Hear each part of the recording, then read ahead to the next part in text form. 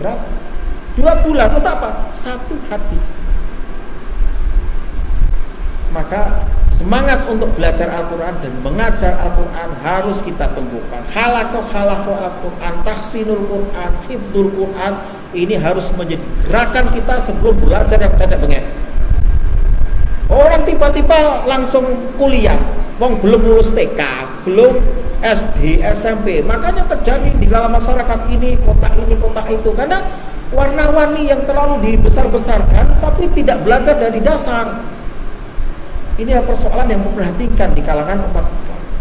Semangatnya boleh, tapi terkadang karena minimnya pemahaman terhadap din, minimnya pemahaman terhadap bahasa Arab, itu yang menyebabkan salah satunya adalah terjadi perbedaan-perbedaan yang mencolok.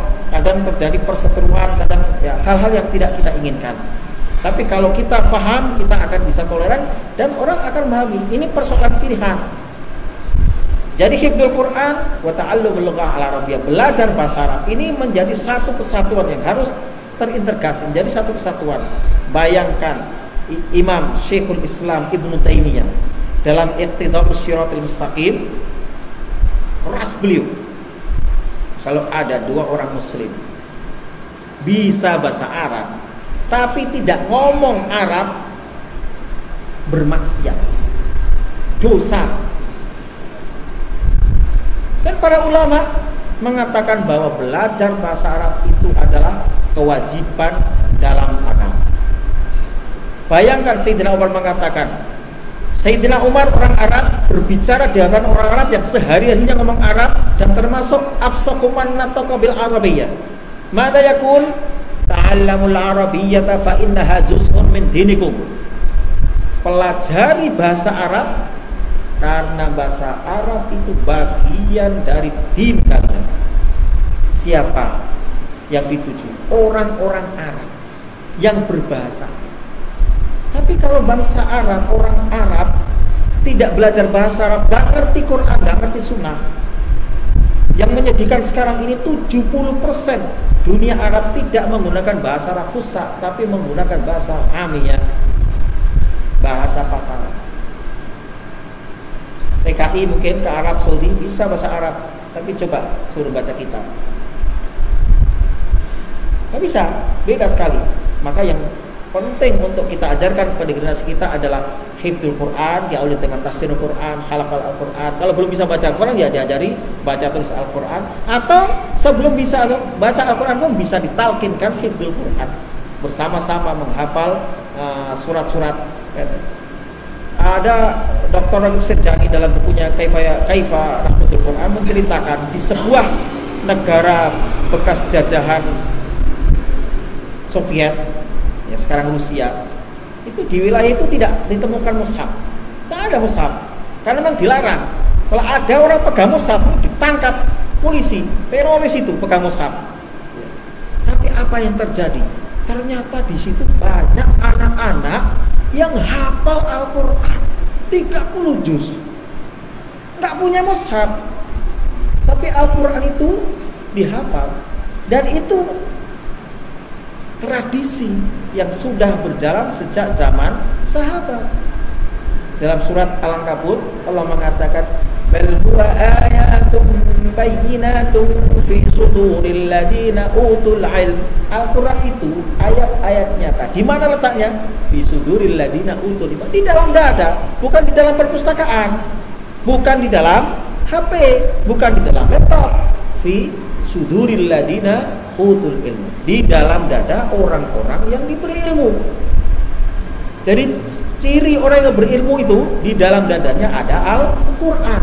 Kalau dia punya gelar sarjana, master kayak, doktor kayak, PhD kayak, tapi di dalam dadanya tidak ada Al-Quran, laisa lahu ilm, ya, bukan ulul albab itu. Jadi innama yakhshallaha min ibadihil ulama. Surat Fatihah. Sesungguhnya yang takut kepada Allah itu di antara hamba-hambanya yang berilmu. Maka kewajiban kita sebagai seorang muslim dalam berinteraksi dengan Al-Quran ini adalah senantiasa berusaha mempelajari Al-Quran dan mengajarkannya. Karena Nabi mengatakan khairukum man ta'allamal Qur'ana wa 'allama. Ya. Kita ini umat Iqra, tapi kita tidak memiliki wawasan yang luas, tidak banyak qiraah, tidak banyak menelaah, tidak banyak baca kitab. Jangan mau dia hanya didoktrin, diajari oleh ustadz kayak begini ceramah. Enggak, ini hanya kita mengingatkan. Selebihnya baca Al-Quran, baca tafsir, baca kitab yang recommended. Jangan asal kitab, nanti baca kitabnya salah baca, nanti malah nggak karuan. Hanya banyak orang yang baca kitab sedapatnya di Gramedia, nanti jadi keblinger. Itu berbahaya juga. Artinya harus ada belajar yang bermanhaj, ya. Dan mungkin belajar akidah, mari yang dasar-dasar mungkin dari salah satu usul al-usul salasa, misalkan dari akidah taqwiyah, atau nanti yang tak luas lagi, nanti belajar bahasa Arab, faidahnya dari Al-Jurumiyah, Qatrun Nada, Alfiya Ibnu Malik, Syarahnya Ibnu Aqil, dan seterusnya. Seperti itu. Fikihnya apa nanti mau fikih, kalau madzhab Syafi'i mungkin dari matan Abi Syuja, dan seterusnya sampai syarahnya, atau mungkin dari madzhab yang lain boleh, tidak ada persoalan. Jadi ta'allumul Quran wa ta'limu ini harus menjadi program kita, ya. Maka penting itu di dalam masjid itu ada halaqah tafsir, halaqah tafsir itu perlu kita. Dan kalau bisa terkonsep, oke, ini kajian tafsir Ustaz Fulan, tafsirnya yang simpel dulu, jangan langsung tebel nanti nggak selesai. Jalan ke, atau mungkin tafsir As-Sa'di, mungkin si Abdurrahman As-Sa'di itu bagus, atau mungkin agak tebal lagi Aisyarut Tafasir, saya Bapak Zabir Al-Jazairi, atau mungkin nanti kelas yang sudah tafsir Ibnu Katsir misalkan. Itu penting, dan itu sudah turun-temurun di dunia Timur Tengah, di Mesir, di Syam, semuanya itu dengan talaki. Bahkan belajar kitab itu digurukan sampai selesai, nanti baru dapat ijazah. Dia kemudian mengajarkan kitab itu kepada muridnya dan seterusnya. Kalau kita ini ustaz-ustaz comot sana comot sini, ngomong sana ngomong sini, tidak terprogram, tidak ada kurikulumnya. Persoalannya ini jadinya ngalor ngidul, kata orang Jawa. Ta'allumul Quran wa ta'lim. Kemudian kita berkewajiban untuk selalu tilawatul Quran. Iqra'ul Qur'ana fa innahu ya'ti yaumal qiyamati syafi'an li ashabi. Baca Al-Qur'an karena Al-Qur'an kelak akan menjadi syafaat pada kiamat. Program tilawatul Quran ini semestinya menjadi wirid harian kita. Suatu ketika sahabat Abdullah Ibnu Umar bertanya kepada Nabi, ini sahabat yang masih muda, ya Rasulullah, fikam aqra'ul Quran, ma'nau fikam akhtimul Quran. Ya Rasulullah, berapa lama saya harus membaca Al-Quran sampai khatam? Kata Nabi, fi salatin, 30 hari sekali. Bimana fi kulli yaum juz'un wahid, sehari 1 juz. Ini minimal. Ya Rasulullah, ana atiku aksar min dalik. Ya Rasulullah, ana kuat lebih dari itu. Kalau 30 hari sekali baru khatam, sehari 1 juz, itu kelamaan. Kalau kita nawar, boleh nggak setengah, boleh nggak seperempat, boleh nggak 1 halaman, mungkin begitu tawaran kita. Tapi sahabat ini terlalu ringan. Tapi Rasulullah itu memang seorang yang memudahkan, tidak mau membebani yang berat-berat. Dikasih sehari 1 juz nawar. Ya kalau begitu fi istri 20 hari sekali. Ya saya anak hatiku aksar min dalik. Aku masih kuat. Ya 15 juz. 15 hari khatam, berarti sehari 2 juz. Nawar sampai fi salasin, 3 hari sekali khatam. Sehari 10 juz. Kemudian beliau bersabda, "Man qara'al Qur'ana fi aqalla min 3 lam yafqah." Barang siapa membaca Al-Qur'an sampai khatam dalam waktu kurang dari 3 hari, dikhawatirkan dia tidak bisa memahami. Ini dalam konteks tilawatul Quran diiringi dengan pemahaman.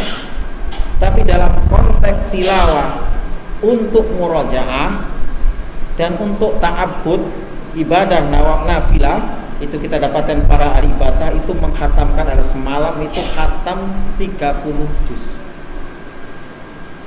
Dalam riwayat disebutkan bahwa sahabat Utsman bin Affan itu sholat malam khatam 30 juz. Dalam riwayat lain dia fi raka'atin wahidah, dalam satu rakaat. Imam Syafi'i rahimahullah dalam manaqib beliau disebutkan bahwa ketika bulan Ramadan siang hari khatam 30 juz, malam harinya khatam 30 juz. Bayangkan jika Ramadan 30 hari berarti 60 kali khatam.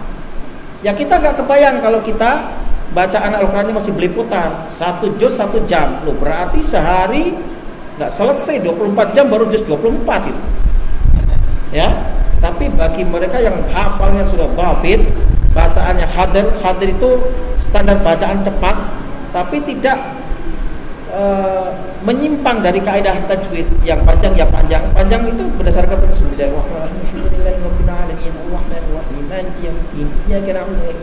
hadir namanya. Kalau yang kita baca Bismillahirrahmanirrahim 1 jam belum selesai, ya kan? Dalam riwayat Imam Syafi'i rahimahullah itu sholat malam itu selesai khatam 30 juz. Ya, tentu sholat sendirian. Kalau yang imami jangan mentang-mentang hafal jadi imam berlama-lamaan, itu tidak boleh. Ya, ditegur Nabi pernah menegur seorang sahabat, afattanun anta, apakah yang jadi tukang fitnah? Itu gara-gara mengimami terlalu lama. Jadi kalau mengimami itu jangan lama-lama. Kalau kita jadi imam bicara lama, sholat sendiri lebih cepat.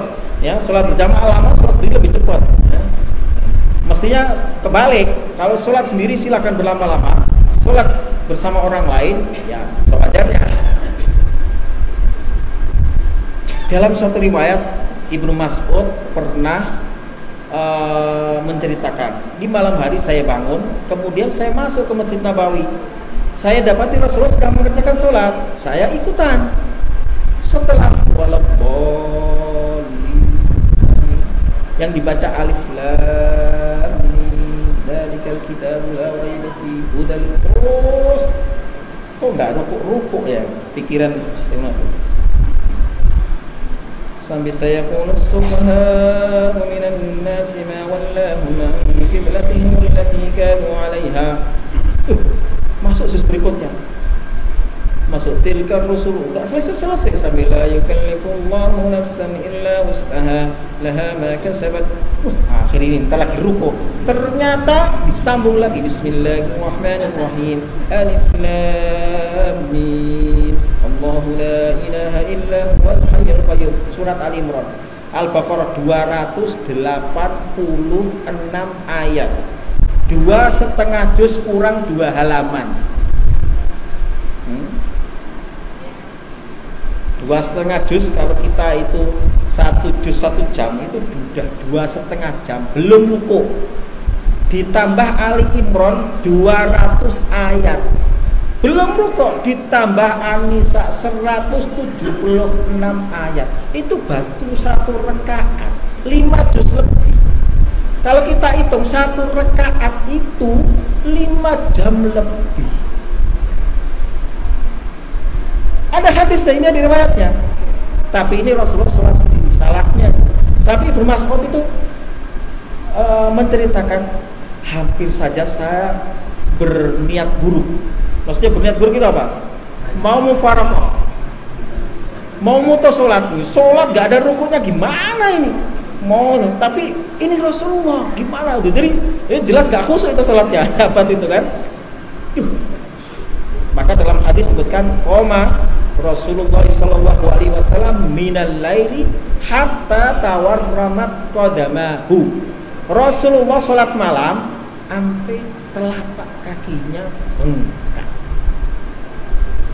Rasulullah pernah ditanya salat yang bagus itu yang bagaimana Rasul? Tulul kunut. Paling panjang kunutnya, yang panjang kunutnya. Maksudnya ada mengatakan panjang berdirinya.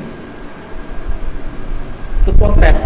Ya bisa sholat berlama-lama. Kenapa? Ya punya hafalan Al-Quran, bisa sholat khatam 30, punya hafalan. Tapi kalau kita hafalannya kul-kul saja, pengen lama-lama, dah kalau Bismillahirrahmanirrahim sampai 1000 kali kali. Sah, ya sah saja. Cuman kan ya perlu sebuah variasi dalam bacaan.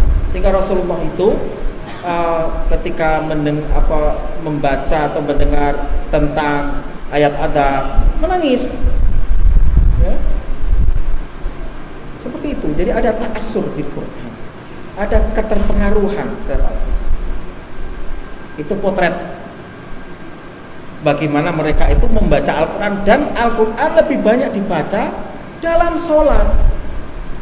Nah kalau nggak punya hafalan, walau bolin amin bismillahirrahmanirrahim, nanti cari surat apa ya, masa begitu ya kan. Nah, makanya memang ini suatu hal yang perlu kita titik beratkan, hifdzul Quran dan belajar bahasa Arab untuk memahami Al-Quran. Kalau Al-Quran kita baca kita nggak tahu maknanya, jangan-jangan dibacakan ayat tentang adab kita malah senyum-senyum, dibacakan neraka, dibacakan surga, ayat tentang surga kita malah kebalik.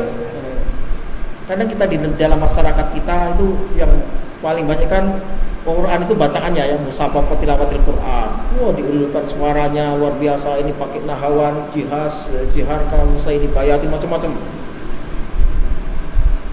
Ayat dibaca tentang adab, tapi reaksinya Masya Allah, barakallahu fiik, mumtaz, kalau perlu tepuk tangan. Padahal yang dibaca itu ayat tentang adab. Inna azaba rabbika lawaqi'. Waduh, ya bukan saya, ini kan nggak qori, misalnya ada qori. Padahal ketika ayat ini dibacakan kepada Umar bin Khattab, dia pingsan, digotong pulang sampai sebulan di atas ranjang. Inna adab rabbika lawaqi' ma lahu min dafi'. Sungguh adab Rabbmu pasti menimpa, tidak ada yang bisa menghalangi. Pingsan. Kita dengar ayat, bagaimana? Kalau kita paham akan tersentuh. Kalau kita tidak paham, padahal dalam surah Al-Anfal, idza dzukirallahu wajilat qulubuhum. Ketika disebut nama Allah, hatinya berkata, wa idza tuliyat alaihim ayatuhu zadatuhum imana. Ketika dibacakan ayat Al-Qur'an, imannya bertambah. Itu ciri orang yang beriman. Sekarang kita tanya, gimana kalau kita mendengarkan ayat? Iman kita bertambah atau biasa-biasa saja? Kalau ternyata tidak satuan, nah, perlu reformasi iman ini. Karena ciri orang yang beriman ketika mendengarkan bacaan ayat Al-Quran, ini bertambah keyakinannya, bertambah imannya. Bukan tepuk tangan, bukan mumtaz, Masya Allah, barakallahu fikum. Ini terjadi bukan di Indonesia. Saya saksikan di YouTube itu, di Mesir, di Libya, itu ada syekh qori luar biasa, namanya Syekh Bahlul. Bahlul, cari di YouTube ada Bahlul, qori luar biasa. Saya tidak menyalahkan Syekh Bahlul ini, tapi orang yang mendengarkannya, ini jelas pertanda dia tidak paham apa yang dibaca oleh qori. Dan ini menjadi keprihatinan. Makanya beberapa imam termasuk Syekhul Qura' fi Diyar Syamiyah, Syekh Ahmad Isha Al-Munsharawi, itu melarang tilawatul Quran dengan makomat tilka minal bid'ah. Itu adalah bid'ah, tak boleh. Bahkan Syekhul Qura' fi Diyar Syamiyah, Syekh Muhammad Quraim Raji, saya pernah mendampingi beliau selama seminggu, lil asaf asbahat tilawatul an ughniyatan. Sungguh memperhatikan, sekarang ini tilawatul Quran menjadi sebuah lagu. Dia bacanya harus membaca seperti yang diajarkan oleh syekhnya dari syekhnya, dan syekhnya dari sahabat, dari Rasulullah dari Jibril dari Allah Azza wa Jalla. Bukan main-main. Al-Quran keterjagaannya besar dari Rasulullah. Jadi tilawatul Quran, Iqra'ul Quran fa innahu ya'ti yaumal qiyamati syafi'an lis. Yuqalu li sahibil Qur'ani yaumal qiyamah iqra' wartaqi warattil kama kunta turattil fid dunya fa inna manzilataka inda akhir ayatin taqra'un. Kalau akan dikatakan kepada sahibul Quran pada hari kiamat, iqra', baca, wartaqi, naik ke tangga surga yang lebih tinggi, warattil kama kunta turattil fid dunya, baca secara tertib seperti yang kau baca secara tertib di dunia. Fa inna manzilataka inda akhir ayatin taqra'un. Tempatmu di surga itu sejauh mana ayat yang kau baca, sebanyak mana ayat yang kau baca pada akhir terakhir yang kau baca. Ulama mengatakan bahwa tartil itu adalah membaca Al-Quran, tilawatul Quran ma'a khuduril qalbi wa kamalil ma'rifah. Jadi tartilul Quran itu membaca Al-Quran dengan kehadiran hati dan pengetahuan yang utuh, yang sempurna. Ulama menjelaskan seperti itu. Ada makna tartil dalam klasifikasi membaca, yaitu membaca tartil, membaca secara pelan. Bismillahirrahmanirrahim. Alhamdulillahirabbil alamin. Ini baca. Tapi tartil makna lain itu adalah di antara tilawatul Quran, membaca Al-Quran ma'a khuduril qalb, dengan diiringi kehadiran hati wa kamalil ma'rifah, dengan pengetahuan yang utuh yang sempurna. Berarti dituntut memahami bahasa Arab. Bahasa Arab itu bukan bahasanya orang Arab, bahasanya umat Islam, umat Muhammad. Orang Arab belum tentu bisa bahasa Arab, kecuali Arab mereka. Nah, berkali-kali ngajari orang Arab, ya. Bahkan memarahi orang Arab. Pernah saya marahi orang Mesir, PKB.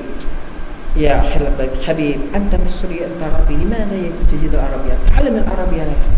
Ana azami, ana Indonesia, walakin insyaallah ana ujayid al-Arabi. Naam ya Ustaz, naam ya Ustaz. Ana enggak pernah ke Mesir, enggak pernah ke Arab, enggak pernah menginjakkan kaki di dunia Arab. Tapi ana berusaha, karena saya tahu kewajiban kita sebagai seorang untuk belajar bahasa Arab dan mengajarkan bahasa Arab. Tidak harus ke Arab, apalagi yang keturunan Arab. Bertanggung jawab ini, ya. Nah, Khatori ini bertanggung jawab ini, harus gerakan bahasa Arab ini harus. Jangan. Tapi insya Allah banyak saudara-saudara kita yang berketurunan Arab membawa dakwah ini ke Indonesia sejak zaman para pedagang, insya Allah. Tapi perlu kita terus melanjutkan estafet itu, ya. Mesti kita berikrar, sumpah pemuda Islam berbahasa satu, bahasa Arab. Wah, ya. Itu perlu kita ciptakan dulu seperti itu. Di Pare itu kan ada kampung Inggris. Kenapa di Medan ini kita tidak ciptakan kampung Arab? Bukan kampung yang dihuni orang-orang keturunan Arab, kagak. Ya, boleh itu memberikan pewarnaan. Jangan sampai orang keturunan Arab di Medan jadi bahasa Medan. Pakailah bahasa Arab. Itu perlu kita ciptakan. Syekhul Islam Ibnu Taimiyah dalam Iqtidha itu mengisahkan bagaimana para pendahulu kita selama 740 tahun di Andalusia, apa yang hidup? Bahasa Arab. Banyak ulama-ulama besar yang hidup di sana. Imamul Qiraah, Imam Syatibi. Kalau orang belajar qiraah sab'ah tidak bisa lepas dari Imam Syatibi, sahibu kitab ismuhu Khirsul Amani wa Wajhut Tahani fil Qiraat as-Sab'ah, atau istilahnya Mandhumah Syatibiyah. Itu dalam ilmu qiraah. Orang Jatifah, Syatibi. Ada Imam Syatibi yang lain, Shahibul Ittisam, kitab Al-Ittisam. Ini kitab tentang bagaimana at-tamassuk bis sunnah. Ada Imam Al-Qurtubi, imam besar dalam mazhab Maliki, pengarang kitab Al-Jami' li Ahkamil Quran. Ada imam besar dalam mazhab Dhahiri, namanya Ibnu Hazm Al-Andalusi, Spanyoli. Ada ahli dalam bidang bahasa Arab, Imam Ibnu Malik, Shahibul Alfiyah, dan seterusnya. Ini harus kita contoh, kita hidupkan al-lughah al-arabiyyah. Nuqil lughah arabiyyah, tahaddas bil arabiyyah. Sedikitlah, paling tidak ahlan wassalam, kaifa hal. Nanti besok tambah lagi. Dan seterusnya. Itu coba kita hidupkan di situ, di masjid. Paling enggak masjid itu jadi al-bi'ah al-arabiyyah. Jadi milieu Arab, ya. Bukan untuk berbangga-bangga, tapi kita karena kecintaan kita terhadap Al-Quran, cintaan kita kepada baginda Nabi, dan karena ini adalah ibadah. Sayyidina Umar, fa innaha juz'un min dinikum. Belajar bahasa Arab itu bagian dari din kalian. Kalau ente nggak belajar bahasa Arab, nggak mengambil bagian dari din kalian. Bayangkan. Dan dalam sebuah asar Rasulullah mengatakan, belajarlah bahasa Arab karena Al-Quran ini bahasa Arab, karena saya ini orang Arab, dan juga karena lughatu ahlil jannah fil jannah al-arabiyyah, bahasanya ahli surga di surga nanti adalah bahasa Arab. Nah, Bapak Ibu ingin masuk surga enggak?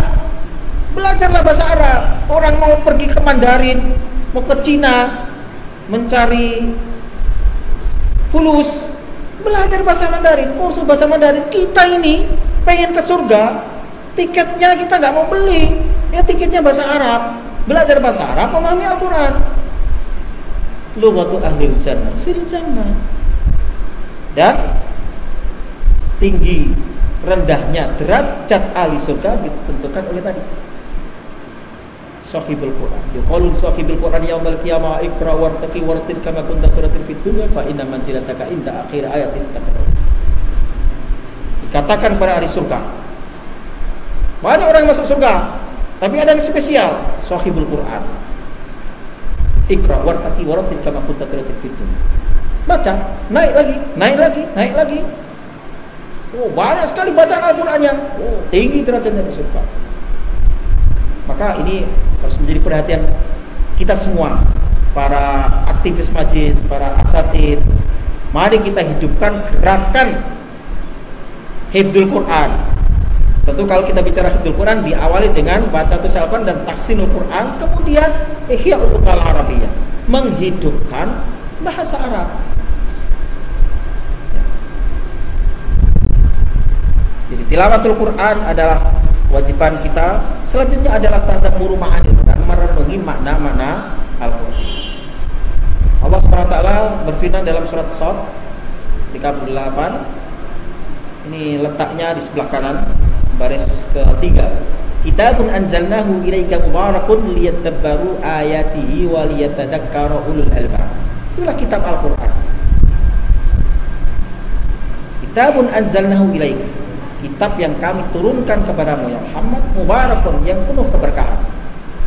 Untuk apa ayat Al-Quran itu diturunkan? Liyadabbaru ayati, agar mereka mau merenungi ayat-ayatnya. Jadi Al-Quran diturunkan itu untuk kita renungi, kita tadabburi.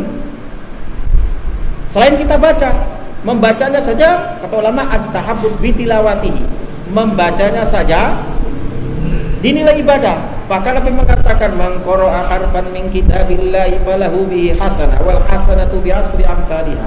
La aqulu alif lam mim harfun walakin alifun harfun wa lamun harfun wa mimun harfun. Barang siapa membaca satu huruf saja dari Al-Quran, maka dia mendapatkan satu pahala, satu kebaikan. Satu pahala dilipat gandakan 10 kali lipat. Saya tidak mengatakan alif lam satu huruf, tapi alif satu huruf, lam satu huruf, mim satu huruf. Selain itu, ayat mengatakan kitabun anzalnahu ilaika mubarakun, kitab Al-Quran yang kami turunkan ke Muhammad, mubarakun, penuh keberkahan. Lihat baru ayati, agar mereka itu merenungi ayat-ayat Al-Quran, wa liyatadzakkara ulul albab, dan agar orang-orang yang memiliki akal pikiran itu mengambil pelajaran. Yang lebih keras lagi dalam surat Muhammad, afala yatadabbaruna al-Qur'ana am 'ala qulubin aqfaluha. Apakah mereka tidak mau merenungkan ayat-ayat Al-Qur'an? Atau apakah di dalam dada mereka ada gemboknya, ada kuncinya? Ini keras sekali. Jadi kalau kita nggak merenung Al-Quran, itu ibaratnya kita itu mengunci, nggak bisa masuk. Afala yatadabbaruna al-Qur'an walau kana min 'indi ghairillahi lawajadu fihi ikhtilafan katsira. Apakah mereka tidak mau merenungkan Al-Quran? Kalau saja Al-Quran itu datang dari selain Allah, pasti akan mendapatkan berbanyak perselisihan, pertentangan. Tidak ada. Ini tadabbur Al-Quran ini bisa kita lakukan kalau kita memahami. Maka perlu tadi kajian-kajian tafsir Quran. Kalau kita tidak paham bahasa Arab dan tidak mendengarkan kajian Al-Quran melalui kajian tafsir, bagaimana kita bisa merenungi? Maka ada sebuah hadis mengatakan rubba qari'il Quran wal Qur'anu yal'anu. Berapa banyak orang yang membaca Al-Quran, tapi Al-Quran justru mengutuk dirinya sendiri. Wal iyadu billah. Dia baca Quran, fasih, merdu, tapi pelakunya berlawanan dengan apa yang dia baca. Dikutuk, senjata makan Tuhan. Maka wal Quran hujjatun laka au alaika, katanya. Quran itu bisa menjadi saksi yang memberatkan dan juga saksi yang meringankan kalau dalam bahasa hukum. Jadi menjadi hujah yang memenangkan kita atau hujah yang mengalahkan kita. Kalau kita berperilaku bertentangan dengan ayat yang kita baca. Rubba qari'il Qur'an wal Qur'an yal'an. Berapa banyak orang yang membaca Al-Quran tapi Al-Quran justru mengutuk. Al-Quran melarang kita berbuat zalim, tapi kita zalim. Kita baca ayat tentang larangan berbuat zalim, tapi kita zalim. Ya kita dikutuk oleh ayat yang kita baca, dilaknat oleh ayat yang kita baca. Na'udzu. Maka supaya kita tidak terkutuk oleh ayat yang kita baca, kita fahami ayat yang kita baca, kita renungi. Di mana kita merenungi? Ya harus belajar bahasa Arab, ngikuti kajian tafsir. Maka Ustaz, kita sarankan nanti di sini hidupkan kajian-kajian bahasa Arab, kajian tafsir dan seterusnya, terkonsep. Ustaz Eri atau Ustaz siapa nanti, siapa terserah. Yang jelas ada kitabnya, ya. Selain itu, yang juga lebih pokok adalah al-amal bil Quran, mengamalkan ini adalah tujuan utama Al-Quran diturunkan, ini adalah kita amalkan. Sebenarnya tilawatul Quran itu adalah salah satu bentuk pengamalan Al-Quran, ya. Kemudian ta'allum wa ta'limul Quran juga salah satu bentuk pengamalan Al-Quran. Begitu juga tadabbur ma'anil Quran, merenungi makna-makna ayat suci Al-Quran juga bagian dari pengamalan Al-Quran. Tapi selain itu banyak ayat-ayat tentang hukum, larangan-larangan, perintah-perintah, itu kita laksanakan.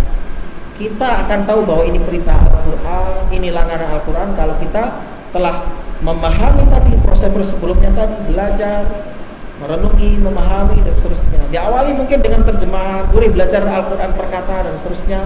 Tapi tahap berikutnya adalah mengupayakan memahami Al-Quran, fahmul Quran, bilughatil Quran, memahami Al-Quran dengan bahasa Al-Quran. Kalau dengan bahasa terjemahan saja itu nanti tidak sempurna.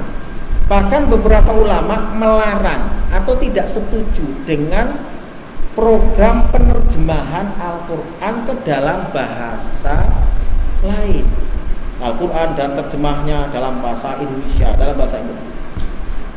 Dan bagaimana caranya? Pahami Al-Quran dengan belajar bahasa Arab. Ada ulama-ulama yang tidak setuju dengan itu, dan dia menekankan untuk belajar bahasa Arab. Ya. Termasuk pendiri dan tokoh Ikhwan Muslimin Hasan al-Banna itu tidak setuju. Makanya dalam satu wasiatnya, setiap muslim harus berusaha menggunakan bahasa Arab fusha. Sampai begitu. Sama dengan yang difatwakan oleh Syekh Ibnu Taimiyah, tapi lebih keras lagi. Sampai orang yang nggak ngomong Arab dianggap maksiat. Main-main. Kenapa begitu? Karena ngomong bahasa Arab itu adalah identitas keislaman. Jadi bukan identitas keislaman itu pakai sarung, pakai peci, pakai gamis, bukan. Justru yang identitasnya adalah bima la yatahaddas bil Arabi. Itu yang pokok. Walaupun pakai pakaian putih, ya, Nabi disebutkan dia suka pakaian yang putih, tapi bukan identitas resmi seorang muslim itu pakai. Kalau Indonesia pakai sarung nih ya, ini kalau dipakai di Sam, jangan sampai ke masjid pakai sarung, ya, yang tahu ini. Di Damaskus jangan sampai ke masjid pakai sarung, nanti bisa diketahui orang atau malah diusir, ya, itu sangat tidak sopan. Ya. Masyarakat muslimin azzakumullah. Jadi al-amal bil Quran ini adalah satu kewajiban kita semua. Hanya saja tidak langsung ini harus menghafal ini. Ya, ada sebuah tahapan-tahapan. Kadang ada orang mempraktikkan yang keliru dalam menghafal Al-Quran. Ya, maka ini adalah perlu pembelajaran, pengajaran. Karena ada ayat-ayat ahkam. Ada memang bahkan ada sahabat yang salah faham bahwa khamr itu tidak haram bagi mereka, itu ada. Tapi kemudian tetap didera oleh Sayyidina Umar. Karena pelarangan khamr itu ada tahapan-tahapan, ya. Pertama, la taqrabus sholata wa antum sukara hatta ta'lamu ma taqulun. Kamu jangan mendekati sholat Kalau kamu mabuk sampai kamu siuman, kamu sadar, berarti kan boleh mabuk. Sholat gak boleh mabuk, kan gitu kan? Tapi ini sebelum hurrimat alaikumul khamru. Ya, kemudian ada ayat berikutnya, yas'alunaka 'anil khamri wal maisir qul fihima ismun kabirun wa manafi'u lin-nas wa ismuhuma akbaru min naf'ihima. Mereka bertanya kepada Muhammad tentang judi dan khamr. Qul fihima ismun kabir.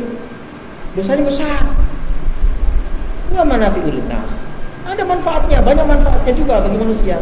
Wa ismuhuma akbaru min naf'ihima. Tapi dosanya lebih besar dari manfaatnya.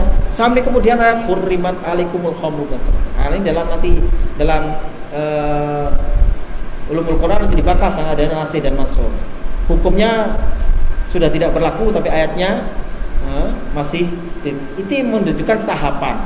Maka jangan sembarangan orang minum khamr di jalan langsung diantemin hormonnya, dihancurin ya. Nah, seperti itu. Aja sholat. Ini belum paham. Jangan langsung dimusuhin, dia nggak mau sholat dan akhirnya saling musuh-musuhan. Ya terjadi di Solo itu, ya antara kelompok Primat dan kelompok yang nahi mungkar, akhirnya perang-perangan. Ternyata yang kelompok nahi mungkar balas dendam, salah sasaran anak masjid sampai digebukin sampai pingsan. Ternyata bukan pelanggar, ini kan main hakim sendiri. Jadi perlulah fikih dakwah. Jadi jangan modal semangat yang menggebu tapi tidak diiringi ilmu, itu berbahaya sekali. Ya bisa merusak agama ini kadang-kadang. Maka harus ada kontrol, ya ada ahlul ilm yang membimbing agar dakwah amar nahi mungkar itu sesuai dengan kaidah, ya ada fikih dakwah.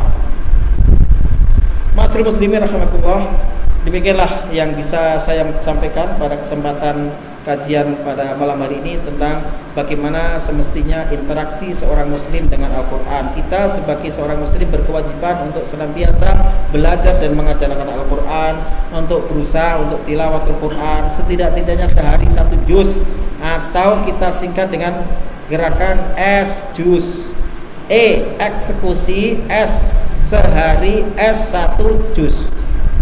Melaksanakan SQ itu kan pelaksanaan. Eksekusi itu bukan hukuman mati toh. SQ itu pelaksanaan. Cuma yang terkena kalau eksekusi itu hukuman mati. Ya. Eksekusi pelaksanaan sehari 1 juz disikat S juz. Ada gerakan lain yang pakai odos one day one juz. Ya. Tapi saya lebih enak eksekusi sehari 1 juz. Coba gerakan ini kita wujudkan bersama. Gerakan membaca Al-Quran sehari 1 juz. Malulah dengan anak-anak yang balita sudah hafal 30 juz. Balita bawah 5 tahun. Kalau kita bawah 50 tahun, ya. Ini luar biasa, ya kan? Yang lebih luar biasa lagi kata Ustadz Yusuf tadi. Luar biasa lagi, ada kakek-kakek baru 70 tahun belum bisa baca Al-Quran. Baru 70 tahun belum bisa baca Al-Quran. Ini ironis. Kalau di sini 70 tahun baru mulai menghafal Al-Quran. Ada paling 76 tahun baru mulai menghafal. 86 tahun hafal Al-Quran. 10 tahun digunakan untuk hifdzul Quran. Karena Allah memudahkan. Jadi nggak anak, nggak remaja, nggak orang tua, kalau memiliki tekad yang dewasa, insya Allah bisa. Dan ini adalah buku berbicara tentang sosok-sosok yang dengan semangat yang luar biasa, dengan keyakinan kepada Allah, bahwa Allah mengatakan walaqad yassarnal Qur'ana lidzikri fahal min muddakir. Kami mudahkan Al-Quran untuk diingat, maka adakah yang mau mengambil pelajaran? 4 kali Allah mengatakan ini dalam surat Al-Qamar. Dan Allah mengatakan inna nahnu nazzalna dzikra wa inna lahu lahafidz. Kami menurunkan adzikar Al-Quran dan kami yang akan senantiasa menjaga melalui para hambanya yang menjadi sahibul Quran. Maka Rasulullah sangat menghargai orang yang memiliki hafalan Al-Quran. Bahkan inna min ijlalillahi ikraman syaitatil muslim wa hamilul Quran. Di antara bentuk memuliakan Allah itu adalah memuliakan orang tua, orang yang beruban, ya, orang tua atau orang yang alim, wa hamilul Quran, dan menghormati orang yang mengemban Al-Quran. Kenapa begitu? Karena dia menjaga kalam ilahi, dia penjaga wahyu ilahi, ya, menjaga wahyu ilahi, wakil dari Allah Subhanahu wa taala di muka bumi ini. Maka dia mulia. Sampai orang yang mati saja, ya, ada 2 orang yang meninggal, mati syahid dalam peperangan. Ya Rasulullah, ini ada 2 sahabat ini, mana yang lebih dahulu dikuburkan? Kata Nabi, ayyuhuma aqra, mana yang lebih banyak hafalan Al-Qur'annya? Yang ini Rasulullah, itu yang kuburkan duluan.